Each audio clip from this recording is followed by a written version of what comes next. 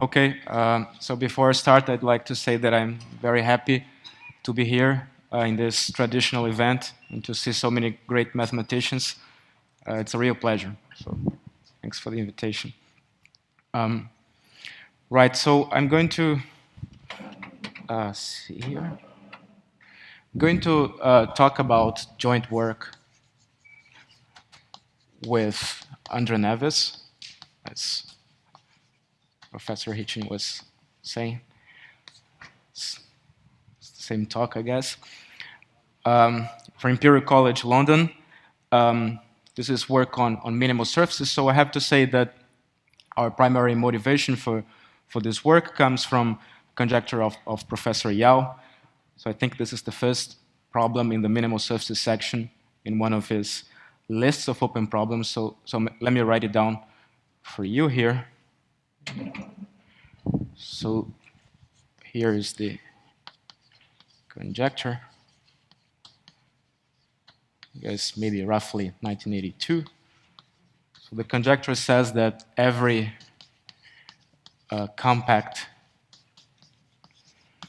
three-dimensional Riemannian manifold should contain infinitely many minimal surfaces. So infinitely many, say, immersed closed minimal surfaces. All right. Okay, so this is the problem that we are interested in. We would like to take the variational point of view. That's our approach. Particularly, we are sort of thinking about some kind of Morse theory in which we would be. I mean, the goal is to try to understand, say, something interesting about the space of closed minimal surfaces in such a Riemannian manifold, in terms of the topology of the space of all closed surfaces. That's the space of cycles that I'm going to talk about in this talk. So it's in the spirit of Morse theory, something that actually was started by Almgren in the 1960s. I should say that so this conjecture, in the case that M admits a hyperbolic metric, follows from recent work of Kahn and Markovich, where they construct incompressible surfaces of arbitrarily high genus. So once you have these incompressible surfaces, you can just follow Shen-Yao's method, minimize area or energy in a homotopy class, and produce such immersed closed minimal surfaces of arbitrarily high genus. So in our work, we are sort of more interested in the situation where you don't have this kind of complicated topology on your initial compact manifold. So just think, for example, of a standard sphere. So let me write the statement. This is what we have proved. Again, this is joint with Neves. So it actually works in any dimensions, any higher dimensions. So let's say we have some compact ambient dimension n plus 1, compact Riemannian manifold. Let me first concentrate on the smooth case and say that ambient dimension is in between 3 and 7. So what we prove is that if G has positive Ricci curvature, then the conjecture is true. So then there exist infinitely many smooth, closed, and actually it follows from the theory that these surfaces we produce are not only immersed, but they are embedded minimal hypersurfaces. So this is the result that I'd like to talk about today. So again, we take the variation point of view. So it's quite possible that one can try to produce, at least in dimension 3, such such minimal hypersurfaces by some kind of desingularization process or doubling process, like these methods of Nikos Kapouleas, who is present here. But we're trying to do it variationally. All right, so maybe I should move to this one.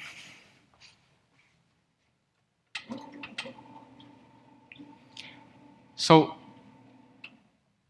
I'm going to try to give some motivation here, starting from the case of closed geodesics. But the goal in the end of my talk will be to explain the main ideas involved in the proof of this result, right? Okay, so we're sort of interested in general constructions of these minimal hypersurfaces. So these constructions are going to be of Mimax type, because, for example, in the standard sphere, you have essentially no topology to try to run a minimization method. So as far as I know, I guess the first person that asked about the existence of such unstable guys was Poincaré in 1905. So he asked about the existence of closed geodesics on two-dimensional spheres with some given geometry. Of course, if one can ask the same question for different genus, right? But if your surface has non-trivial fundamental group, then it's relatively easy to produce such closed geodesics by just minimizing the length over a non-trivial homotopic class. So you can produce minimizing closed geodesics in such surfaces. But if the surface is simply connected, of course, there's nothing to minimize. And then you have to run some kind of Mimax method. So one should think about the following illustration here, just to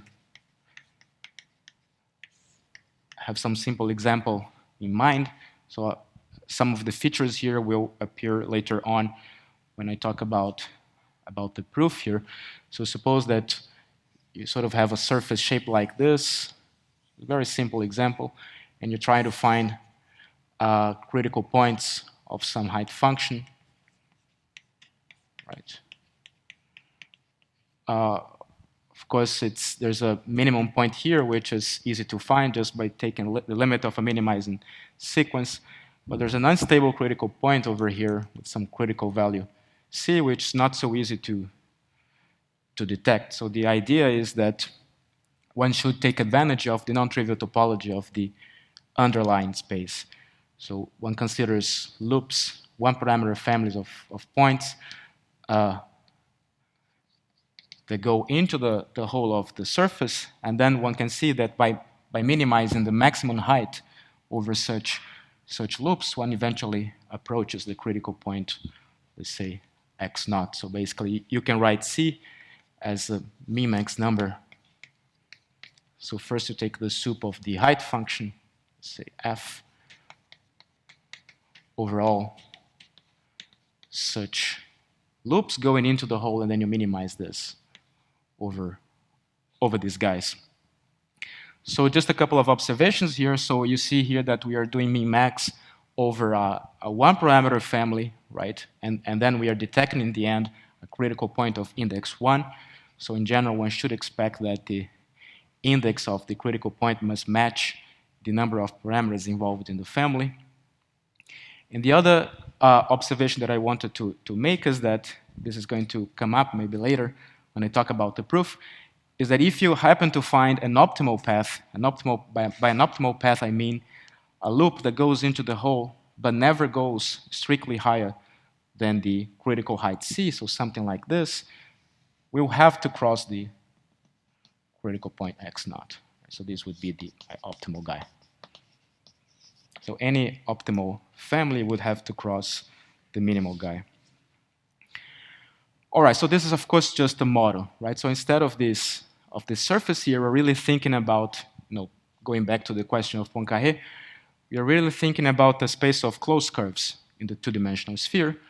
Of course, the trivial critical point would correspond to constant curves. Those are the minimizers with length equal to 0.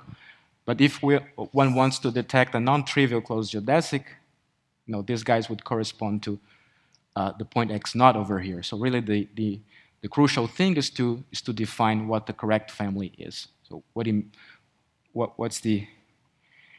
does it mean to go into the whole of the space? That's what Birkhoff did.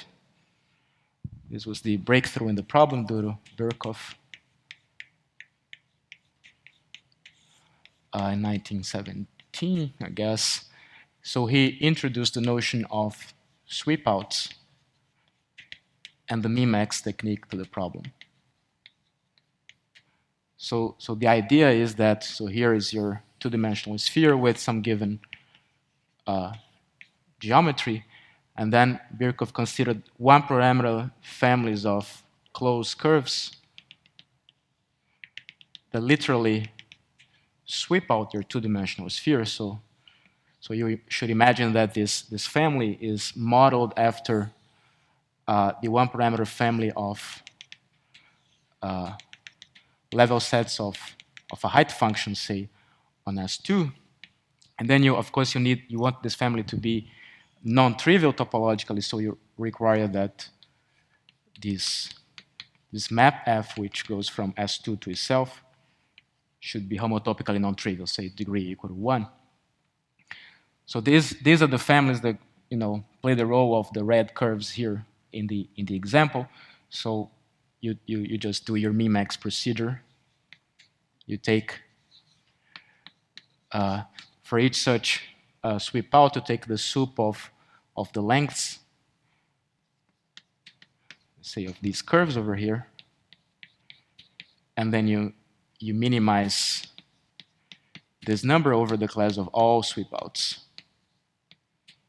So geometrically, this is the least amount of rope that you need to be able to sweep out your two-dimensional sphere. So right, so Birkhoff proved that this number is always strictly positive and that it's always achieved as the length of some non-trivial closed geodesic. So this is what Birkhoff did.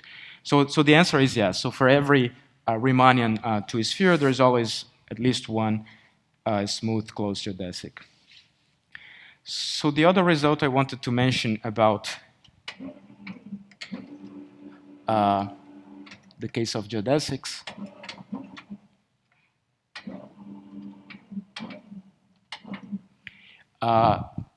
is the Lusternik-Schneermann result obtained in the late 20s, I guess.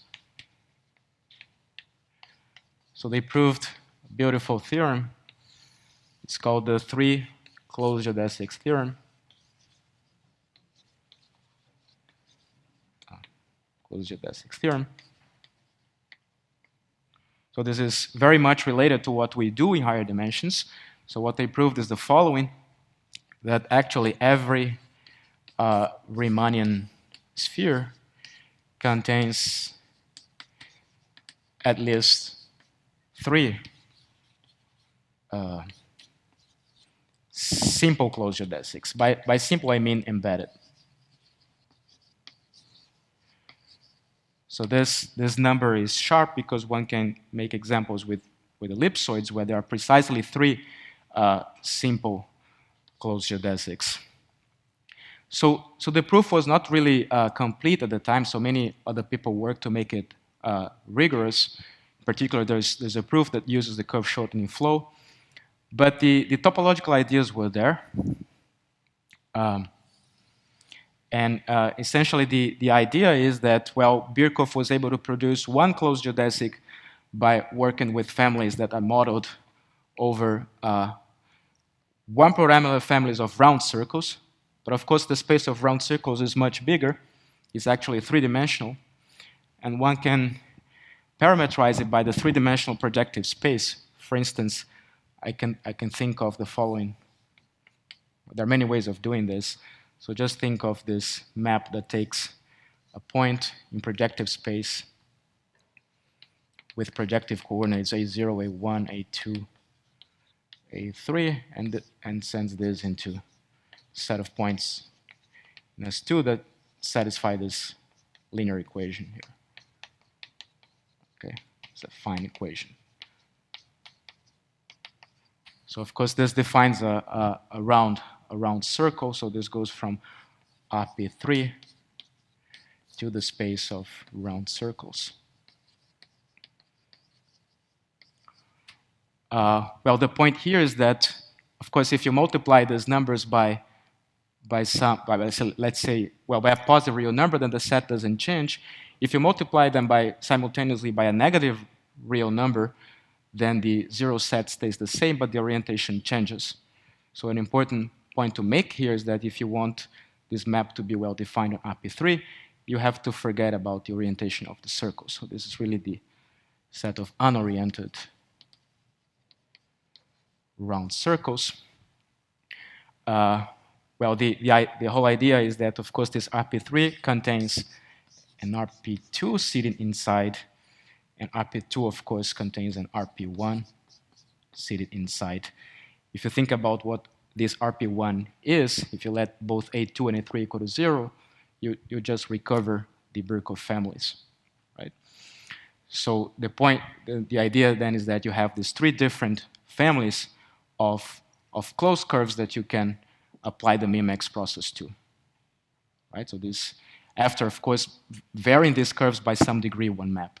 So you get these three Mimex numbers, or Mimex lengths, L1, L2, and L3. They are naturally ordered because the containment here. And the point is that you have to prove that if there are two different possibilities, either these three numbers are distinct, and then you get your three closed geodesics. Maybe L1 equals L2 or L2 equals L3, which is essentially saying that maybe the RP2, when you do your Mimex, sort of collapses onto the RP1. But in this sort of degenerate situation, you actually prove that it's even better. There are infinitely many closed geodesics in that case. So anyway, there's at least three. So to make this argument precise, you have to use the particular structure of the cohomology, the ring structure of the cohomology, ring of projective space. So I'm going to mention this later when I talk about higher dimensions. All right, so the last result I wanted to mention about geodesics is due to Franks. You have to combine the work of Franks and Bangert. This is 1990s. Let me say the Hingston proved some quantitative results about the same time. So by combining these results, one gets that every Riemannian S2 actually contains infinitely many smooth closed geodesics. Of course, now these geodesics might intersect each other because, as I said, in these ellipsoids, there are only three that are simple. So I'm not going to say much about this result, but let me just point that as far as I know, there is no purely variational proof of it. So you have to combine arguments from dynamics, this is the work of Franks, with variational arguments due to Bangert. It's also interesting that the particular Mimex theory that I'm going to use to prove our result does not apply to the case of geodesics on surfaces because of the regularity part. Okay, so at this point, let me move on to higher dimensions. So we want to construct this minimal surfaces by some kind of Mimex method. Of course, we want to produce infinitely many, but you should start by asking the question, is there one closed minimal hypersurface? So one can produce such guys by using what we call the Almgren-Pitts Mimex theory. So to begin with, you need an appropriate notion of sweep out, right, of hypersurfaces. So I'm restricting here to the case of codimension 1. So the simplest way of constructing a sweep out of some Riemannian manifold of dimension n plus 1 is by looking at the level sets of some most function. Right? So you have a manifold that looks like this. Let's say this is my mn plus 1. And then you take your favorite most function, f. So f is supposed to be most. Of course, you can normalize it so that the image is 0, 1, let's say. And then you just look at the family of level sets. Right?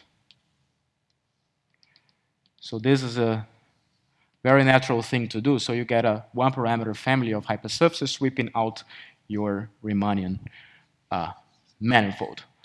Of course, they are not all smooth, right? So they're going to pass through some isolated singularities, but they are perfectly good objects from the point of view of geometric measure theory, which is the theory that is used to formulate this Mimex theory.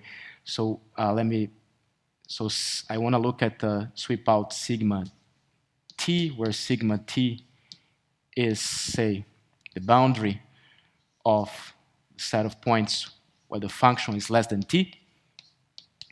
So these are boundaries of open sets with finite perimeter, so they are perfectly good. For example, you can interpret this as perfectly good integral currents.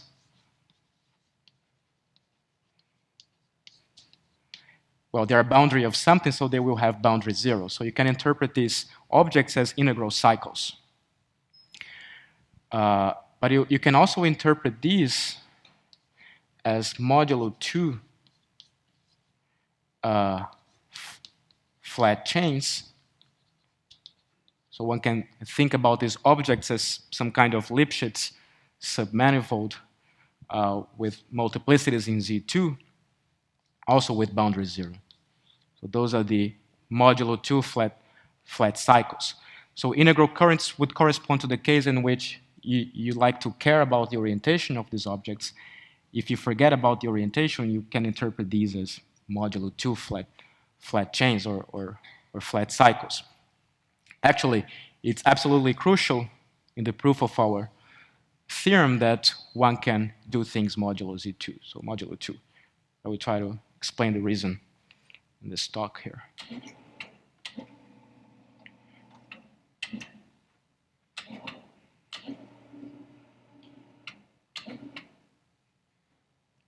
Okay. Right, so let me formulate the theory roughly here.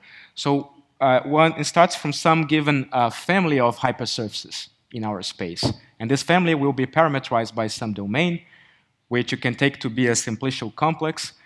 But just to make things look more similar to what Elmgren-Pitts did, we take the domain X to be a cubical subcomplex of some, maybe the dimension of some unit cube of very large dimension, right? So the dimension of the cube could depend on the domain X. So this is just a union of subfaces of the cube. So these are the kind of topological spaces that will appear as domains of the families, right? And then once you have the domain, you start from some family phi, which is given by a map phi, well, taking values in your domain X, defining the domain X and taking values in the space of cycles. So let me introduce some notation here. I'm working in codimension 1, so I'm taking the n-dimensional cycles in Mn plus 1 with coefficients in Z2. Okay, so this is the space of modulo 2 n cycles. So here, there's the question of which topology we put on such space, right? So actually, there are several choices. The most natural one is the flat topology. That's the topology that one usually uses for currents as well. One should think of two objects as being close in the flat topology if the volume in between them is very small, so these are close in the flat topology, for instance. But one problem about this is that the area function is not continuous anymore. It's only lowest semi-continuous. So lowest semi-continuity is not a problem for the plateau problem, but it is for the min-max argument. So one could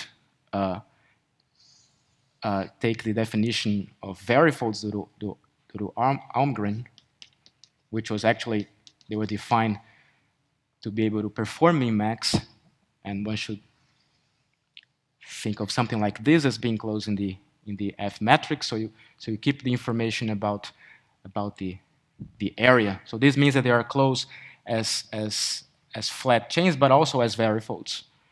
Or one can work with this very restrictive topology where basically something that, in order for two things to be very close, they have to differ by a very small amount. So that's called the mass topology. There are different choices. So the point is that the Almgren-Pitts min-max theory is written in terms of the mass topology, which is very, very strong.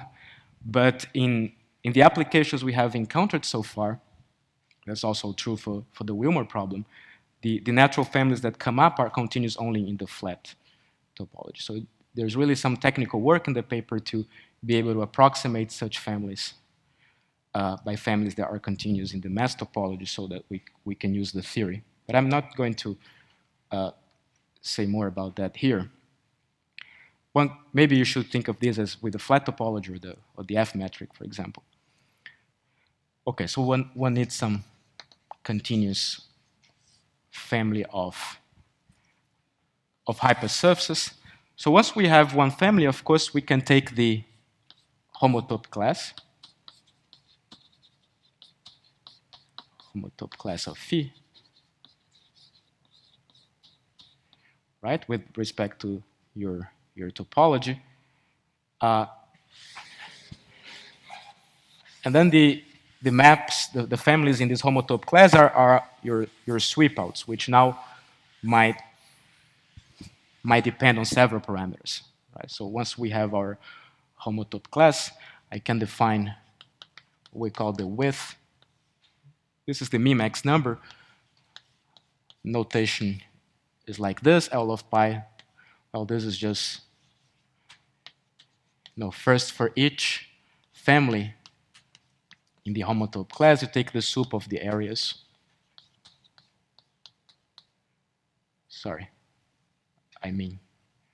For each family in the class, I take the sup of the areas over the domain, right? And then I minimize this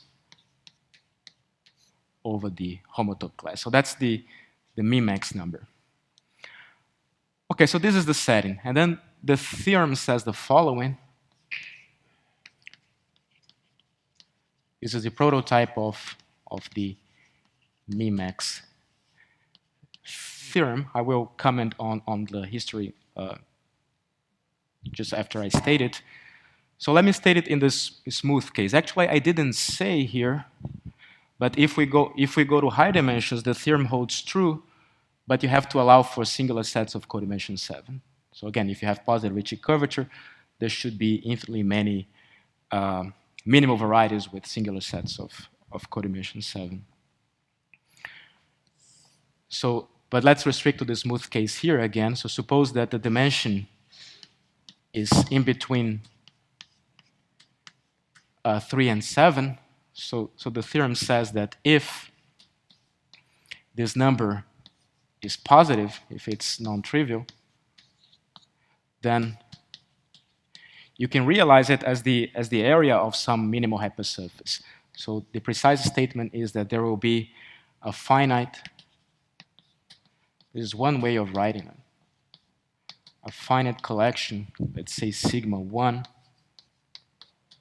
sigma k, of disjoint, smooth, closed, embedded minimal hypersurfaces such that such that the min-max number is actually the sum of the areas of these guys with appropriate integer multiplicities for positive integer and 1 and k. Okay, so you can find this minimal surface, but it could come with several connected components, and each connected component could come with some positive integer multiplicity. Even though one works with families modulo 2, so in order to, you don't want to lose the information about the area. So even if you work with flat chains modulo 2, when you take the limit and you produce your minimal surface, you're going to take the limit as varifolds. So they might appear integer multiplicities higher than 2 in that process too. So actually this is a basic source of difficulties in the theory, the fact that these objects come with multiplicities. Okay. So one can find this guy. Moreover, if you happen to find an optimal family in your homotope class, so let's say if phi tilde in the class is optimal. So by optimal, I mean that the sup of the areas, of the masses of phi tilde is already the optimal number, the min-max number L of pi, then one can choose the minimal surface as in the image of that guy. So any optimal path must cross a critical point, a minimal surface. That's the observation that I made when I explained that simple example there. So if you find an optimal family, then the linear combination of these guys here can be chosen of the form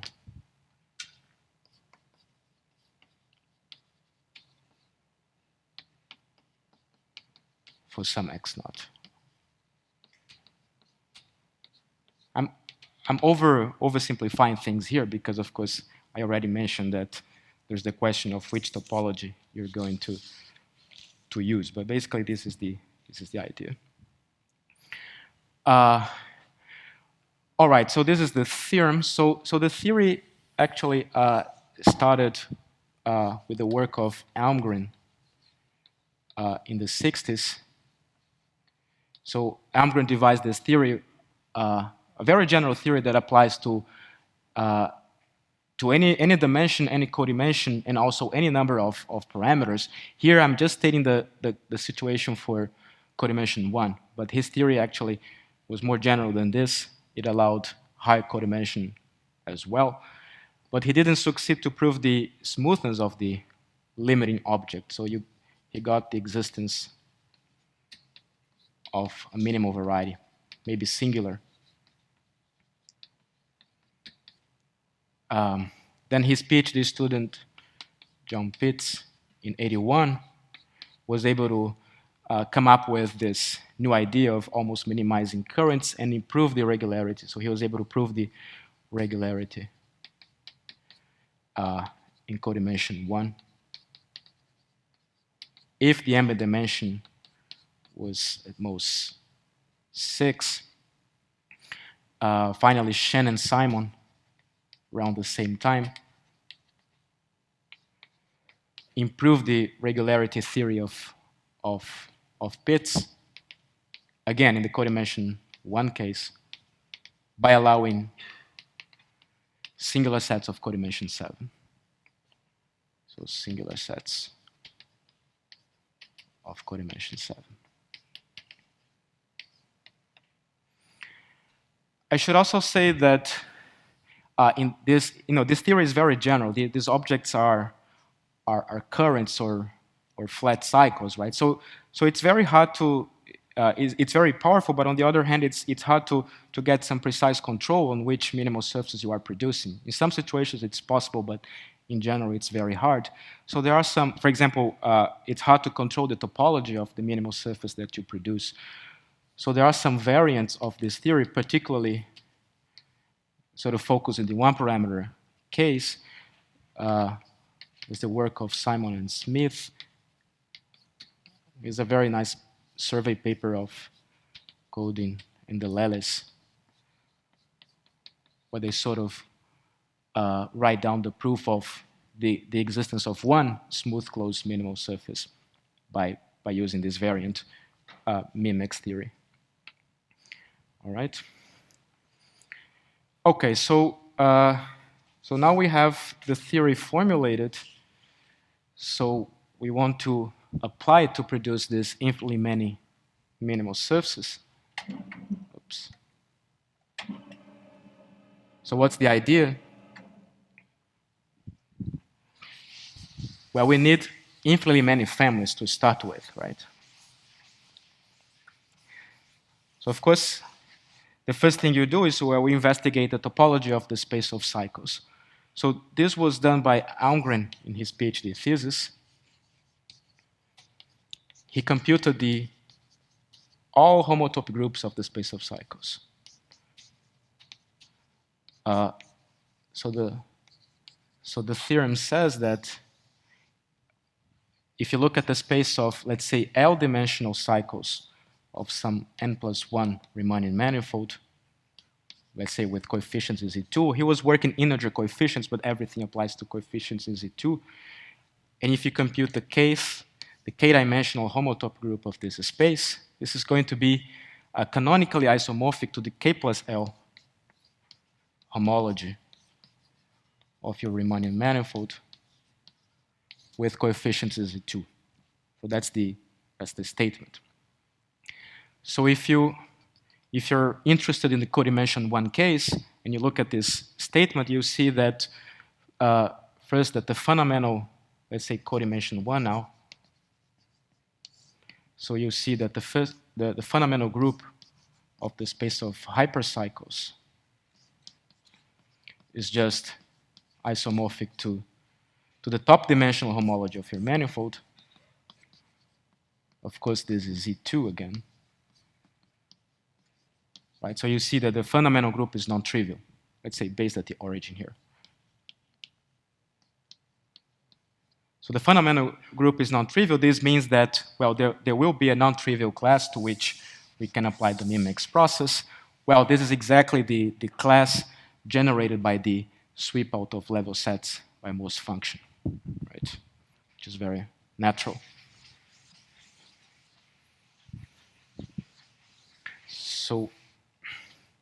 So pi1 is non-trivial, and this sweep out of level sets for most function will give you a generator. So you can apply MIMX to such homotopy class. You'll get a non-trivial number because the family is topologically non-trivial. And the theorem will tell you that every compact Riemannian manifold contains at least one smooth closed minimal hypersurface. Okay, but when you look at the higher dimensional homotopy groups, at first sight, you might get disappointed, right? Because if you compute the k-dimensional homotopy group of the space of hypercycles here, if k is bigger than 1, well, this is going to be isomorphic to some higher dimensional homology, so of course this is 0. So it's telling you that there are no non-trivial families parametrized by k-dimensional spheres when k is strictly bigger than 1.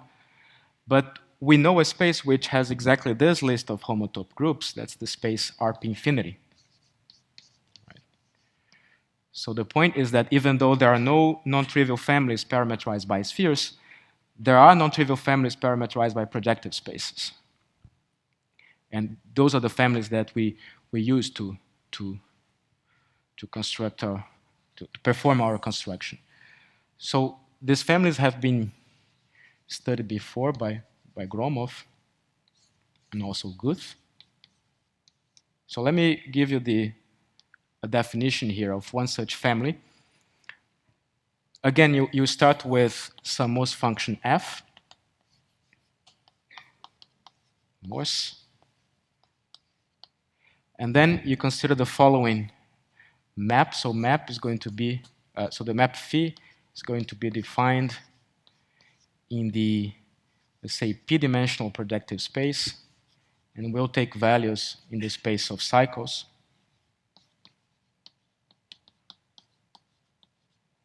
This is somehow similar to what Lusternik and Schneermann did, right? So the idea is that you take a point in projective space with projective coordinates a0, a1, to ap, let's say, and then you're going to send this guy into the following cycle.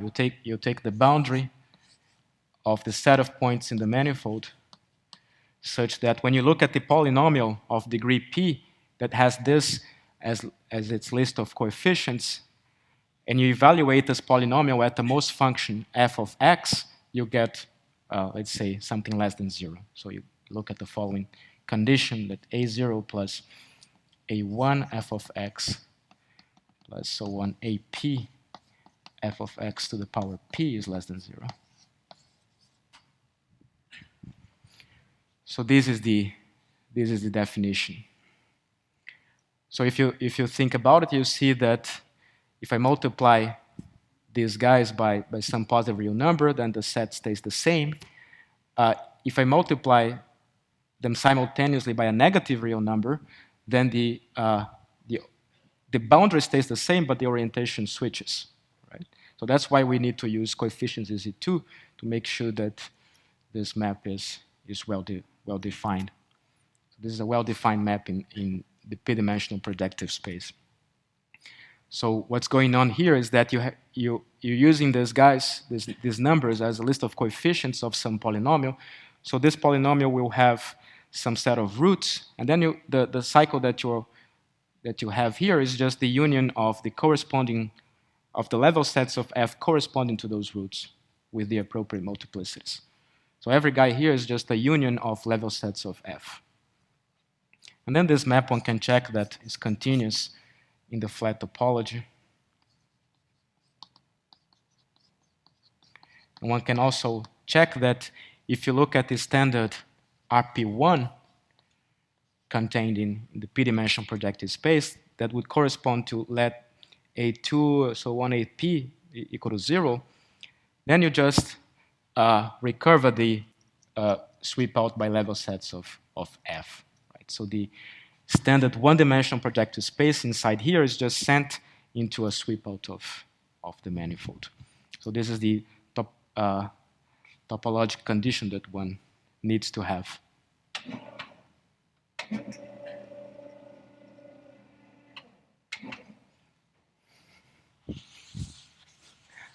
Okay, so this is one example. Let me just quickly, I guess I won't have time to go into many details, but let me just say that the idea is to look at families that that resemble those in the following way. So these are called p-sweep outs.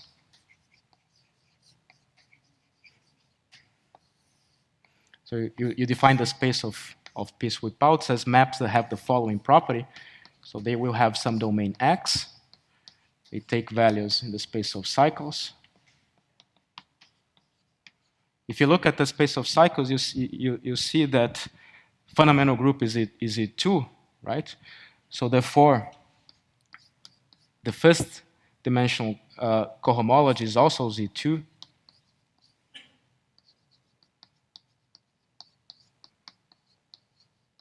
So you can pick a generator of this guy. Let me call it lambda bar generator of the cohomology, the first cohomology of the space of cycles. And what this cohomology class does is when you evaluate at some closed curve inside this space, it'll give you 0 if the family is trivial, and will give you 1 if it's a sweep out. That's what this cohomology class does. So when you look at the pullback of this guy under your map phi, you get some cohomology class lambda of your domain X, Z2, right? If you think about this example, right, this cohomology class here, this one-dimensional cohomology class in RPP, is going to give you 1 when you evaluate it as RP1 here, because this corresponds to a non-trivial sweep out. So this is just, that cohomology class in this example is just the generator of the first cohomology of RPP. And then if you think about the ring structure, right, or the cohomology ring of this guy, you see that its pth power, it's again non-trivial. So p sweep outs are maps such that when you look at this pullback lambda here, lambda to the power p, where this is the cup product of lambda with itself p times, is a non-trivial guy in the p-dimensional cohomology of X. Okay, so the class of sweep outs that we work with are defined by this cohomological condition. Those are, of course, examples of those. All right, so maybe let me summarize what the strategy is now. So once you have your class of p sweep outs, you just define your Mimax number, omega p of m. This guy is going to be the infimum of the supremum. So for each sweep out, for each p sweep out, you take the supremum of the areas of phi in the domain of phi. And then you minimize this number over all p sweep outs. Right? So this is your Mimax number here. Right, so you'd like to achieve these guys as the area of some minimal surface. Then we use this result of Gromov, which was reproved by Guth, about the asymptotic behavior of these numbers. So they proved that these numbers actually grow sublinearly with p. So they're bounded. The relevant thing for the proof is that they're bounded from above by some positive constant C2 times p to the power 1 over n plus 1. So it's also true that they're bounded from below by some constant C1 p to this power here. And this again has to do with the fact that you are using coefficients in Z2, right? So if you want to have maybe some example in mind where you can sort of have some intuition about this sublinear growth, you just think about the space of 0 sets of polynomials of degree d, for example. So the area should be proportional to the degree. If you compute the dimension, you see that the area will grow like this. Polynomials, homogeneous polynomials in a sphere, for instance. So they have sublinear growth.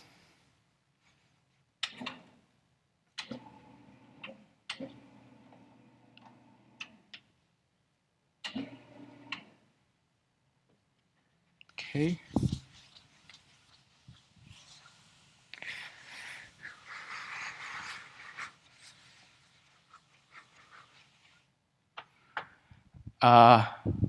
Well, okay, so you should, they are distinct, right? So, I mean, you have these infinitely many real numbers, those omega p of m. Each one of those can be achieved by some minimal surface, but remember that this minimal surface might come with multiplicity. So you have to check that the minimal surfaces you are producing are really distinct. So it's a non-trivial matter because of multiplicity. So we have to run an argument by contradiction where we use the assumption of positive Ricci curvature in the following way. So it's a theorem of Frankel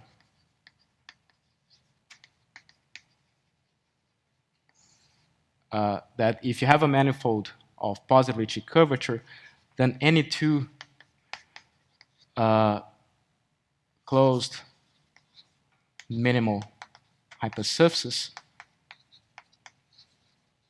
let's say sigma 1 and sigma 2, must intersect. Right?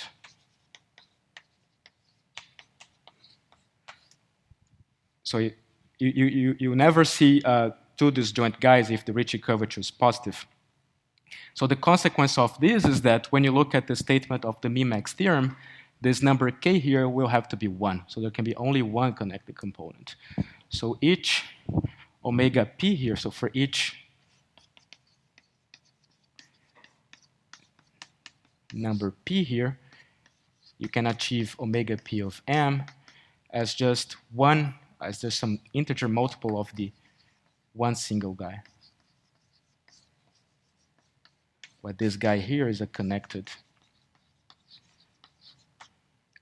minimal hypersurface. So this is the only condition that we need, really. One can get this kind of behavior, for instance, if one assumes that there are no stable minimal hypersurfaces as well. So once you know this Frankel property, each omega p must be a single multiple of the area of a minimal surface. So this will contradict by some counting arguments the sublinear growth. Right? That's roughly the idea. So let me just maybe summarize what the strategy is here. So in the summary, you're going to divide the proof into two cases. The proof is by contradiction, right? So you take the space L of connected, let's say connected, a smooth, embedded, minimal hypersurfaces, and then you suppose that this guy is finite,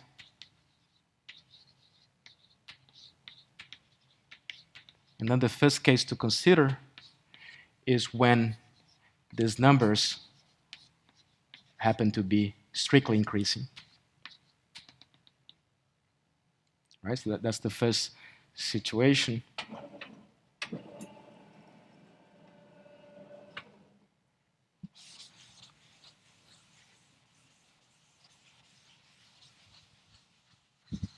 Okay.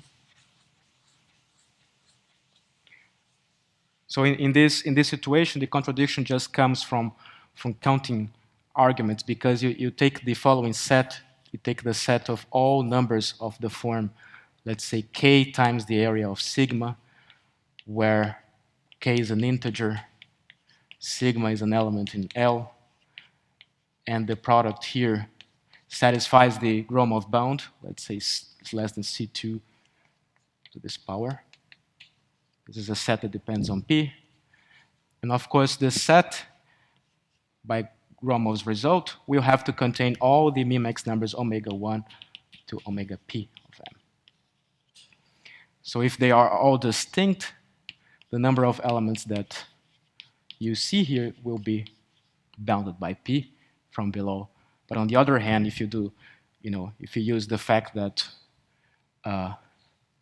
if you use the sublinear growth, you see that the number of elements here, on the other hand, will be bounded by something times p to the power 1 over n plus 1. So you get a contradiction just by counting. So finally,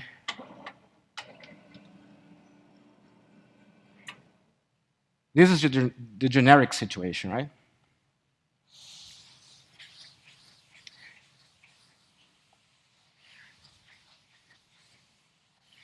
So finally, you consider the situation where maybe for some p,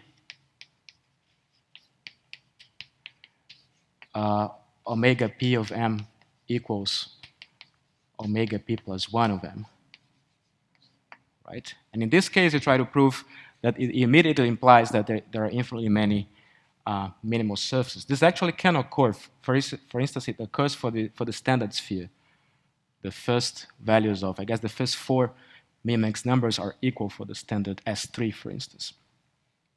Well, the idea here, let me just go over it very quickly. Again, this is inspired by Lusternik-Schneermann theory. You suppose that you happen to find an optimal guy for the p+1 problem,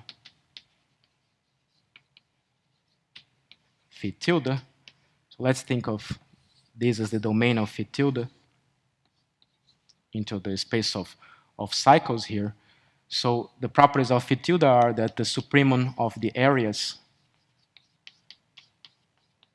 is exactly equal to the p+1 number, but by assumption this is equal to the pth min-max number as well. And also that it is a p+1 sweep out, so it satisfies the cohomology condition. If you take lambda to be the pullback of the fundamental class, you have that lambda to the power p+1 will be non-trivial. So you have this optimal guy here, and then the idea is to look at the set of points here where you see your minimal surface, right? So there might be some regions here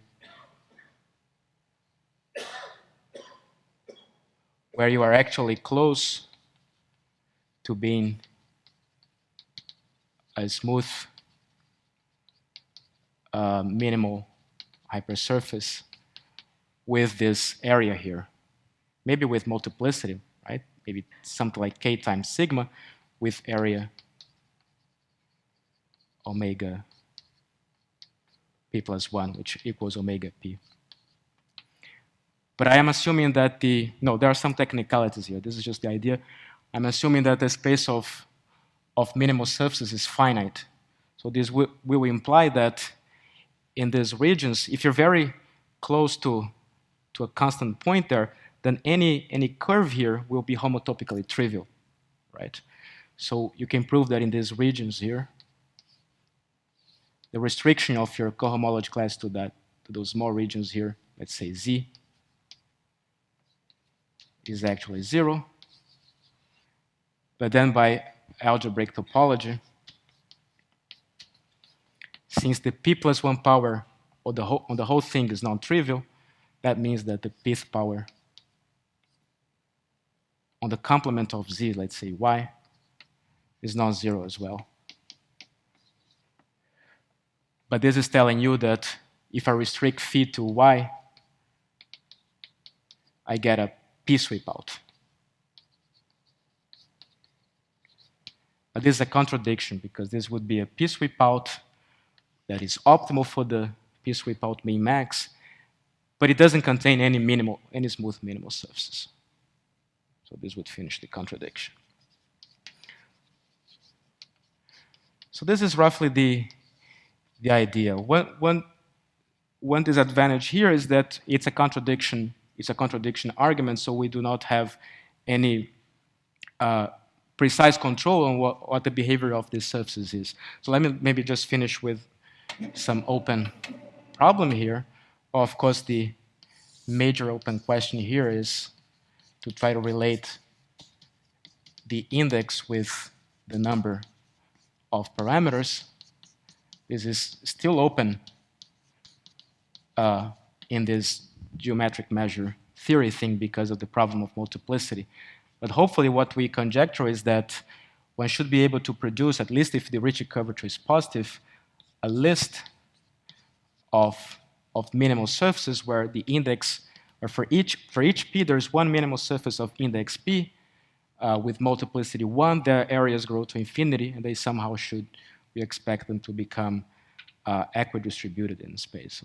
So it's this kind of sort of like theorem that we would like to prove. So maybe a little bit over time, so sorry, and I'll finish here. Thank you.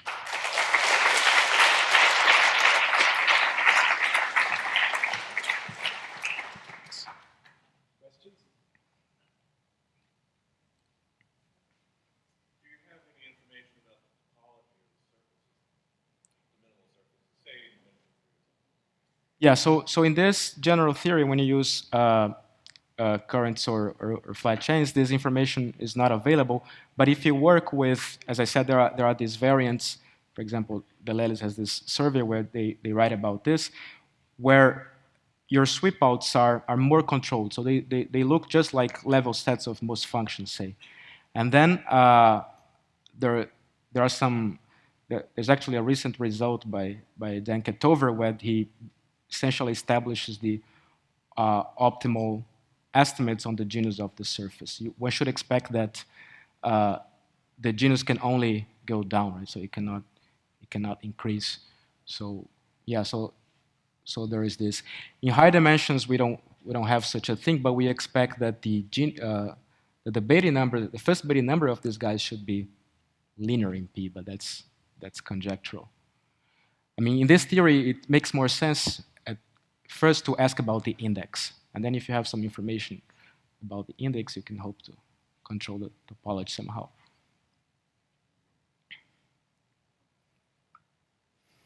Yeah, Camila.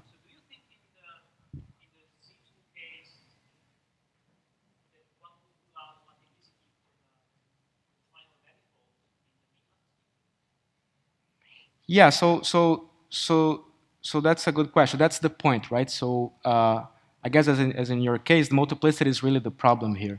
So we don't know of any example where one can actually see that multiplicity is essential.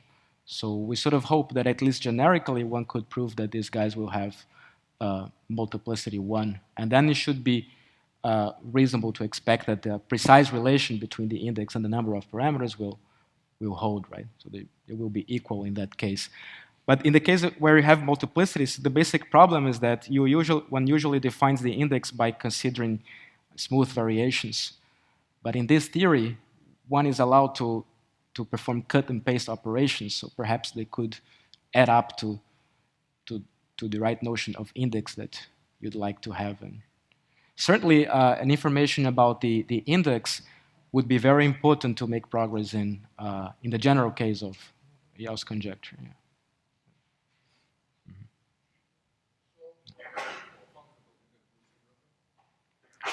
The Ilmo function about the index?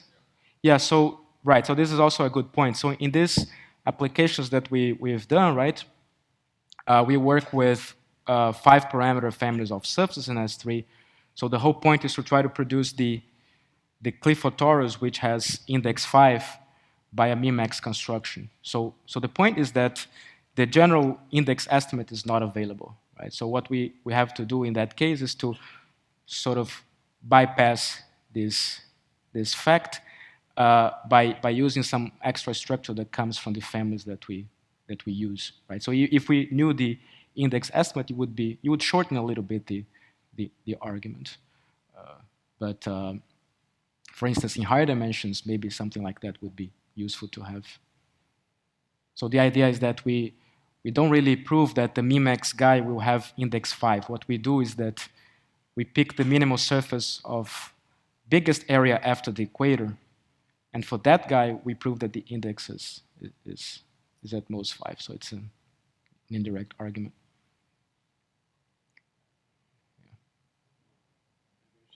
Okay, thank you.